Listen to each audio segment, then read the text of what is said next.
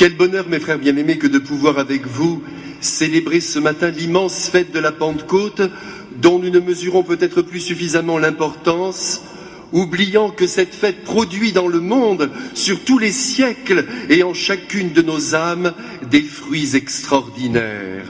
Pour bien comprendre cette fête, il convient de ne pas perdre de vue que jusqu'à la venue du Saint-Esprit sur les apôtres, la Pentecôte existait déjà. C'était une grande fête juive qui survenait après la récolte des céréales et qui était destinée à remercier Dieu pour la fécondité de la terre. Tout le monde se retrouvait alors à Jérusalem, bénissant le ciel de faire pousser la nourriture dont les bêtes et les hommes allaient bénéficier. Mes frères, ici, il faut bien reconnaître qu'en ce qui nous concerne, face à notre assiette souvent bien garnie, nous n'avons plus guère conscience que la tomate, l'olive et le basilic sont des dons de Dieu. J'ai choisi la salade parce que c'est de saison, mais c'est aussi vrai pour la viande et pour la foultitude des fromages. De temps en temps, mes frères bien-aimés, il est donc bon d'embrasser sa tomate, avec amour s'il vous plaît, en disant merci au bon Dieu de nous la donner. C'est là une manière comme une autre d'honorer l'antique Pentecôte, propre au judaïsme, bien que nous ayons, disons-le tout de suite, mieux à faire. Car ce matin, avant de bénir Dieu pour la fécondité du sol, nous devons le bénir pour la fécondité de notre vie, qui est redevable, autant le dire tout de suite, au Saint-Esprit, qui habite en nous depuis le jour béni de notre baptême. Pour en revenir aux circonstances qui entourent la Pentecôte chrétienne, nous ne savons pas si les apôtres étaient seuls dans le cénacle, le jour où le Saint-Esprit leur est tombé sur la tête. Nous savons simplement de source sûre, c'est-à-dire par la Sainte Écriture, que Marie était près d'eux, et qu'elle les gardait dans l'unité, et qu'elle les soutenait de sa prière. Cependant, la tradition veut qu'une centaine de personnes, autrement dit la première communauté chrétienne, fût à leur côté. Et cela apparaît très compréhensible, d'autant plus que Jésus, avant son départ pour la gloire, avait promis de faire descendre sur toute l'Église la troisième personne de la très sainte Trinité, ce fameux Saint-Esprit dont nous avons beaucoup de mal à définir l'identité, si ce n'est que nous savons qu'il est Dieu, au même titre que le Père et que le Fils.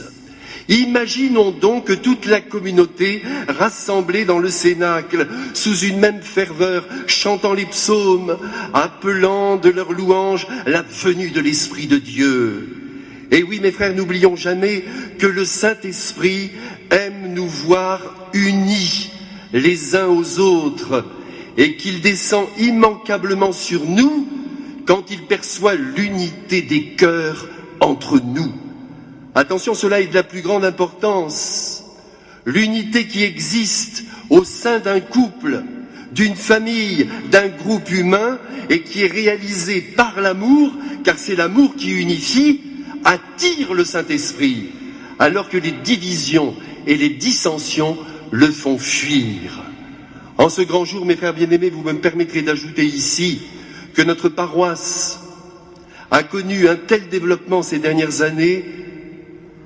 Eh bien, laissez-moi vous le dire très simplement, c'est sans doute parce que le Saint-Esprit, épris d'unité, a senti qu'entre nous, il y avait un même esprit, une même ligne, une volonté commune d'avancer vers le Christ et vers Marie, et même une grande amitié. Oui, il a senti qu'entre nous, il y avait de l'estime et de l'amour, et il a pu donc envahir les cœurs, et même, je le crois, les transformer. Aussi, je le redis, dès que l'amour est présent entre les êtres et que l'unité se fait entre eux, le Saint-Esprit bondit et agite avec puissance. Comment ne pas évoquer aujourd'hui, en ce début du mois de juin, le débarquement des Alliés sur les plages de Normandie, où j'en suis sûr, le Saint-Esprit a soufflé très fort, tout simplement parce qu'il a vu que les nations s'unissaient pour renvoyer aux enfers les forces de haine. Et puisque j'en suis là, au-delà du Saint-Esprit que nous remercions de grand cœur pour tout ce qu'il a fait le 6 juin 1944, nous saluons de toute notre gratitude les 85 000 Américains, Anglais, Canadiens, Polonais, Belges, Norvégiens, Hollandais, morts sur nos rivages. Jamais nous ne les remercierons assez. Nous leur devons notre liberté.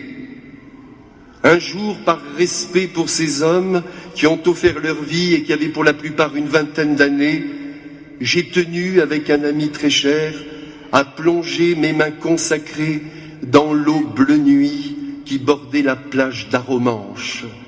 Et en faisant ce geste, j'ai remercié le Saint-Esprit, travaillant le cœur de l'homme, mais aussi celui de l'histoire. Et c'est le jour J pour le rappeler. Voudriez-vous, mes frères, en laissant retentir la sonnerie aux morts, que nous rendions maintenant concrètement hommage à ces grands jeunes, valeureux et ardents, qui ont rougi de leur sang les flots de la mer. Mes frères, j'interromps donc cette prédication quelques instants, le Saint-Esprit me le souffle. Mettons-nous debout.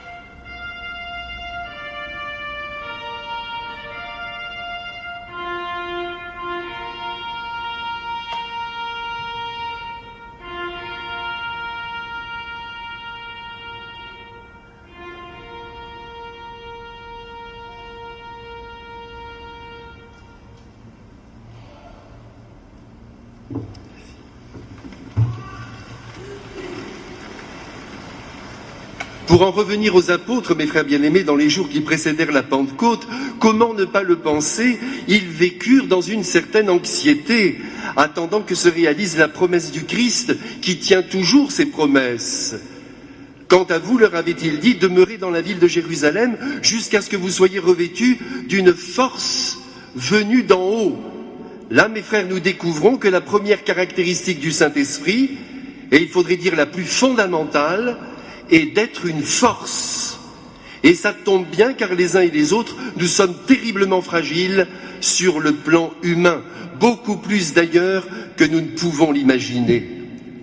Aux premières difficultés et en bien des domaines, la tentation de baisser les bras nous envahit, et tout particulièrement en matière de foi, où certains jours il peut arriver que nous traversions de grandes zones de découragement, que nous doutions comme des malades, car le doute est un symptôme avant d'être un état d'âme. Les apôtres ont d'ailleurs souvent douté. Et vous savez pourquoi? Eh bien tout simplement parce qu'ils n'avaient pas encore reçu le Saint-Esprit.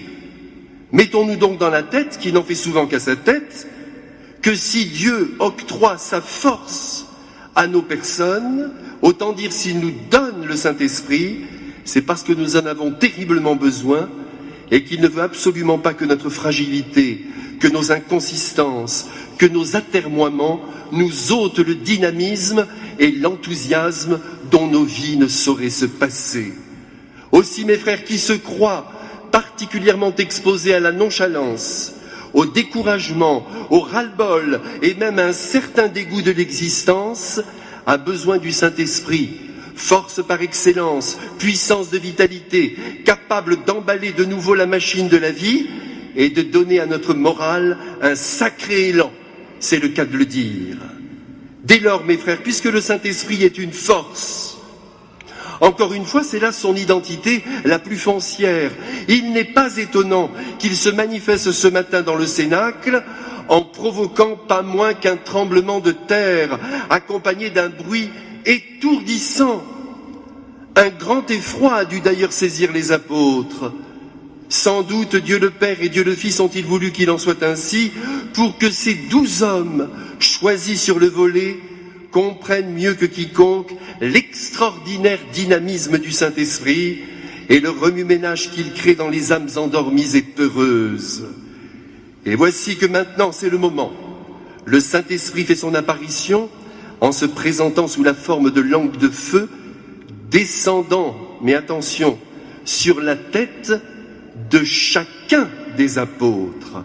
Spectacle éblouissant qui vient redire à toute l'Église que l'unité de ses membres ne doit jamais amoindrir et encore moins détruire la personne individuelle avec ses particularités et ses grâces propres. Ce matin, au-dessus des apôtres, il n'y a pas un brasier de feu, une immense flamme qui couvrirait l'ensemble de leur tête, mais 12 torches venant irriguer 12 personnalités dont chacune aura son destin. Comme l'a dit si fortement aujourd'hui saint Paul, chacun reçoit le don de manifester le Saint-Esprit en vue du bien de tous. Chacun. Donc pas de collectivisme dans la pensée de Dieu. La main n'est pas le pied, l'œil n'est pas la bouche. À chacun sa fonction, certes dans l'unité du corps, mais c'est dire que chaque baptisé reçoit une mission particulière en fonction de ses propres dispositions et il va la conduire avec le Saint-Esprit et son style propre. Aussi, dès que vous apercevez, mes frères, un quelconque formatage imposé aux hommes, une volonté de les voir penser tous pareils et agir de la même manière, vous pouvez être sûr que le Saint-Esprit n'est pas de la partie, car le Saint-Esprit particularise plus qu'il n'unifie. Et parce qu'il travaille à la mosaïque des œuvres divines, il veut que chaque homme mette en œuvre sous son souffle une partie des attentes divines. Si bien qu'au matin de la Pentecôte, chaque apôtre visité par le Saint-Esprit a reçu une grâce spéciale, venue en quelque sorte se greffer sur sa personnalité individuelle, pénétrant son âme, son corps et irriguant de sa sève les facultés humaines que sont l'intelligence, la volonté, la mémoire et l'imaginaire. Ce fut vrai pour les apôtres et ça l'est encore pour nous. Et oui, mes frères, grâce au Saint-Esprit, retenez bien ce que je vous dis ce matin, parce que c'est au fond le cœur de notre vie chrétienne. Grâce au Saint-Esprit, la volonté est soulevée au-dessus d'elle-même, dopée de l'intérieur, fortifiée, afin qu'elle puisse accomplir concrètement ce que Dieu attend d'elle. La mémoire, à son tour, envahie par l'Esprit de Dieu, va se libérer de tous les souvenirs négatifs qui viennent paralyser l'action de l'homme. Et oui, mes frères, le remords, la culpabilité sont des ennemis mortels, des ennemis qui tuent, si bien que le Saint-Esprit nous en libère. Et en même temps, il donne aussi à la mémoire de garder en elle ce qu'il y a de meilleur et de plus exaltant pour que l'homme marche, c'est une image, renouvelé, content de lui-même, en plein milieu de la rue. Attention tout de même aux voitures. Quant à l'imaginaire, alors là c'est extraordinaire, car l'imaginaire est une potentialité merveilleuse offerte à tous les hommes et qui donne à la vie de rêver, de voir grand, jusqu'à imaginer justement le meilleur et même l'inconcevable. Eh bien, l'Esprit Saint aime à se faufiler dans notre imaginaire. Il l'aiguille magnifiquement en permettant que l'homme devienne à son tour créateur. Face à une œuvre d'art, mes frères bien-aimés, allons-y. Imaginons pour ce jour le très beau tableau de Jean Restou qui se trouve au musée du Louvre. Vous irez le regarder, n'est-ce pas mes frères? Vous irez le voir. Il présente les apôtres autour de Marie qui les domine, avec au-dessus de leur tête les 12 langues de feu. Et là nous percevons bien qu'il y eut chez l'artiste une inspiration particulière qui lui a fait choisir de disposer les apôtres de telle ou telle manière, de placer la Vierge bien au-dessus d'eux, d'utiliser telle ou telle couleur qui lui semblait consonante et de placer sur les visages des expressions particulières capables de rendre compte du mystère. Eh bien, cette inspiration, mes frères, que reçoivent les artistes dignes de représenter l'indicible, c'est l'œuvre du Saint-Esprit. Il faut bien sûr ajouter, mes frères, que l'Esprit de Dieu entend traverser aussi notre sensibilité, de manière à la modérer, si elle venait de son émotionnel, obstruer notre vie en l'affaiblissant. En effet, si nous pleurons pour un rien, j'ai bien dit pour un rien, et que nous tremblons de tout notre corps pour pas grand-chose, alors là, l'Esprit Saint vient à la rescousse en bridant la sensibilité. Mais aussi, il peut la développer chez ceux dont le cœur est froid, insensible, non compatissant, coupant avec les autres, malgré leur appartenance au Christ. Mais attendez, ce n'est pas fini. J'aurais d'ailleurs dû commencer par là. Le Saint-Esprit, en visitant tout notre être, s'arrête, si je puis dire, de manière particulière dans notre intelligence, en la soulevant au-dessus d'elle-même, en la boostant, afin qu'elle puisse comprendre avec finesse le réel qui se déploie sous ses yeux, et même l'irréel qui est l'univers de Dieu. Et c'est pourquoi, voyez mes frères, il est absolument nécessaire, avant de prendre une décision importante, de discerner avec le Saint-Esprit sa validité, avant de se laisser emporter par son souffle.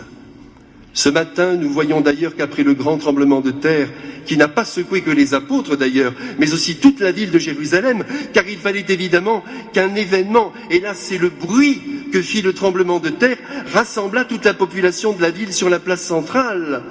Eh bien nous voyons que alors les apôtres se mettent à parler en plusieurs langues, de manière à être compris et à comprendre tous les étrangers qui se trouvaient à Jérusalem.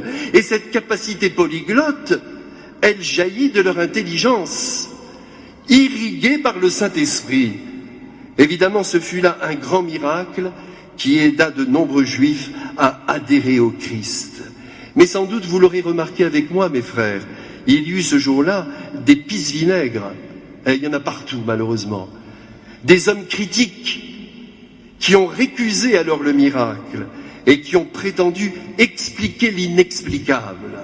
Et c'est l'occasion pour l'homme que je suis de redire ce matin que les personnes qui ont toujours la critique aux lèvres, qui vont chercher ce qui ne va pas et qui expriment la bouche tordue, leur colère, leur mal-être et leur jalousie, passent malheureusement à côté de la beauté de la vie. La critique, mes frères, ne doit jamais arrêter l'action humaine. Bien au contraire, elle doit même la provoquer. Comme le disait Carnegie, faites de votre mieux. Ensuite, ouvrez votre vieux parapluie et promenez-vous tranquillement sous l'averse des critiques qui ne pourront plus vous atteindre. Et c'est bien ce qu'ont fait les apôtres. Les Juifs les ont accusés au matin de la Pentecôte d'être ivres de vin alors qu'ils étaient simplement ivres d'Esprit Saint.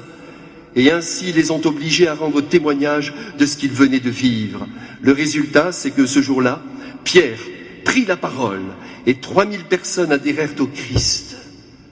Voilà, mes frères, l'œuvre du Saint-Esprit qui traverse résolument les critiques, comme l'avion montant dans le ciel traverse les nuages pour rejoindre la clarté d'un azur étincelant. Mes frères bien-aimés, tout cela pour vous dire ce matin que nous devons mener la vie commune avec le Saint-Esprit. Si quelqu'un vous demande dans la rue en quoi consiste la vie chrétienne, répondez sans hésiter. Elle consiste à vivre avec le Saint-Esprit, à le réveiller en nous, à le solliciter sans cesse, à l'écouter au plus intime de soi, mais aussi quand il parle à travers les événements de la vie. Il vient pour bousculer nos idées, nos a priori, nos organisations, nos systèmes, nos étroitesses d'esprit, nos prétendues idées chrétiennes, qui peut-être ne le sont pas suffisamment. Et s'il renverse tout, s'il éclaire tout, c'est pour nous faire accomplir telle ou telle action que notre seule raison aurait pu repousser. Parfois, nous avons même l'impression, mes frères, que les saints sont conduits de manière imprudente, qu'ils vont trop loin dans ce qu'ils disent ou ce qu'ils font. En vérité, je vous le dis, les saints sont incompris parce qu'ils marchent en écoutant une seule voix, celle du Saint-Esprit. Marie n'a fait que cela, et derrière elle les apôtres et tous les baptisés qui depuis 2000 ans ont compris la puissance divine qui les habite. Aussi, mes frères, à partir d'aujourd'hui, je vous supplie, avec tout l'amour que je ressens pour vous, et Dieu sait s'il est grand, de reprendre conscience, peut-être comme jamais, que vous êtes habités par le Saint-Esprit, qu'il vous aime à la folie, et qu'il ne rêve que d'une chose, vous fortifier de l'intérieur, vous consoler de vos misères, vous conduire sur les bons chemins, en déployant toutes vos potentialités, c'est-à-dire en vous faisant donner le meilleur de vous-même. Ainsi, vous et moi, il nous est possible, mais dans la seule mesure où nous vivons heure par heure avec le Saint-Esprit, de penser comme Dieu, de créer comme Dieu, d'agir comme Dieu et de vivre comme Dieu. C'est ce que je vous souhaite en ce beau jour de Pentecôte qui, j'espère, vous aura ébranlé. Amen.